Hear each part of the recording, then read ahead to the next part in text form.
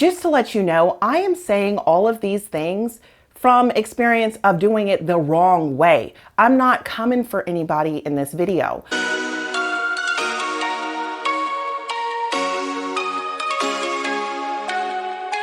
Hello and welcome to Life Hacks with Liv. I'm Olivia, and on this channel I share adulting life hacks in the areas of health, wealth, and happiness for female entrepreneurs and women in business. However, right now I'm doing a self-care series, and this video is all about self-care, and it is the top 6 things. There's really a bunch of things, but these are the 6 most important things to me that I feel like get lost in the sauce when you're looking online and looking at people in comparison to what's really self-care and why don't I feel better after giving myself a bubble bath and blah, blah, blah, blah, blah. I mean, and it's not to say that taking a bath and taking physical care of yourself is not important. That's not what I'm saying at all. But there are a few misconceptions that I would like to address. If you're new here, thanks for tuning it out and checking it out.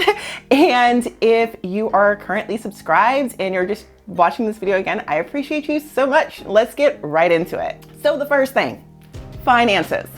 Okay, so we think that retail therapy makes us feel better. It doesn't, especially if you are spending money you don't have. If you got to pay for it later, that is not self-care, okay? Don't lie to yourself and put yourself in debt. What is real self-care? If you want to spend money, spend it on something that is actually going to be profitable for you. Invest in your future. Get life insurance. Get a policy that will pay you back in the future days. Something that your future self will thank you for starting. That is true financial self-care, setting yourself up for success. This retail therapy, we got to stop looking for things outside of us to make us feel good inside. That's like looking for your keys on the outside when you lost them inside your house. Okay? Don't do that. I could go on and on about this, but I'm not going to. I'm going to get to the next one. 2, food. And this is something that I actually noticed a lot more of when I started working a 9-to-5 job. And they always reward people with food while you're sitting in a chair all day long, and you want to treat yourself with the Ben & Jerry's, and it feels so good just to eat so many calories that you're going to hate yourself for later. First, don't hate yourself. It's okay to treat yourself because we do live in a treat yourself society and all about instant gratification. But real self-care when it comes to food is picking something healthy to eat. Not half the time, but the majority of the time. Like 3 weeks in of eating healthy, you won't miss the fast food. And if you do, you can go get it if you're not like on My 600 Pound Life. But if you're on My 600 Pound Life, you better follow Dr. Now's rules. I'm so serious. But don't stop treating yourself with food. Food is to fuel your body, okay? All right. 3, alcohol and happy hour. Now, this is something that is wrong with our society, so there's no blame to point on anyone. And just to let you know, I am saying all of these things from experience of doing it the wrong way. I'm not coming for anybody in this video. I'm just saying, like, my dog's names are Cuervo and Stella, okay? So I'm not judging you for drinking, but what I'm saying is everyone, especially during COVID and this pandemic, has dove back into some type of thing to make them numb from the pain. And if you're one of the select few that hasn't, good for you, but the majority of us have, and I have too. So I'm not even gonna act like it's not something that is true. So ask yourself these questions. Do you drink more days than you don't? Do you feel like you need to drink in order to be yourself? Do you feel like you need to drink to just relax or to go to sleep? Start with little habits of, you know what? If you drink 5 days a week, cut it down to 3 days.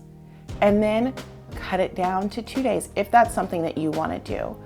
But in the long term, your future self will thank you for slowing it down because of the immense amounts of health issues that may occur from drinking. So I thought it was very important to say this, especially since our society just pushes alcohol. The alcohol industry is not going to need a bailout ever. I mean, that's a good industry to get into, but don't be a victim. 4, emotional maturity. And it's very important, not only because most people act off of their emotion. One of the hardest parts of self-care is addressing your own emotional maturity and aiming to work harder at improving it. So I'm going to put up this slide. Emotional immaturity. You're reactive, act out of emotions, governed by habit, come from fear, scarcity, have to, motivation, getting, self-centered, seek security and self-protection, avoid failure, rejection, discomfort, separation, alienation from others, live in the past or in the future. Versus emotional maturity, where you are proactive, you act on emotions, governed by vision or purpose, come from love and abundance, choose to, motivation, giving, out-centered, step outside of your comfort zone, seek growth, unity / goodwill with others, and live in the present. None of us are probably perfect. I'm not perfect on these things. I'm still working on them, but they are good things to aim towards to be a better person. And it's a huge thing, and it will make you happier as well if you focus on it also. Now we're on the topic of emotional maturity, I want to slide right into my 5th one, and that is talking through your anger. And oh, listen, this is hard. This is real hard. My friend Jessica actually had me do this, and this is the challenge that she's put me through to do. And get you some friends that will challenge you on your personal growth levels. That's another bonus tip, but seriously, get you some friends like that. But in the act of talking through your emotions and talking through your anger and your rage, you start to, 1, see if it's really that serious of a deal or not.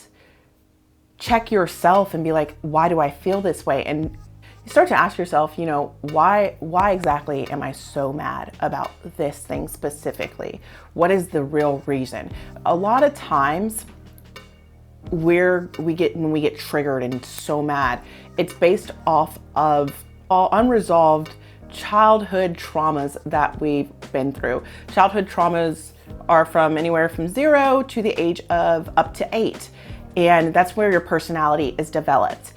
And there are certain things in order to overcome those feelings that help you when you do talk through your anger. And if it's just angry about something that doesn't really matter, you'll calm down a lot faster and not break shit, And we don't want to do that. The 6th thing that they don't always talk about in self-care is personal accountability. If everybody has done you wrong in your life, maybe you're the problem. If something is always somebody else's fault, maybe you need to start looking in the dirty mirror. This is going to empower you a different way because you'll learn to forgive yourself for certain things you've done in the past and appreciate the growth that you have had over the time. In the beginning, it's not hard to look at the dirty mirror and see what your flaws are, or how you too have toxic traits. But the sooner you start to work on those, the better you are for society. I hope that you found this helpful. If you had a favorite one, let me know in the comments below. If you didn't like what I had to say, you can let me know that too. It's okay. It doesn't offend me. But anyway, thanks so much for checking it out. And if you've made it this far and you're not subscribed yet, you should really consider subscribing. Anyway, as always, Have health, wealth, and happiness.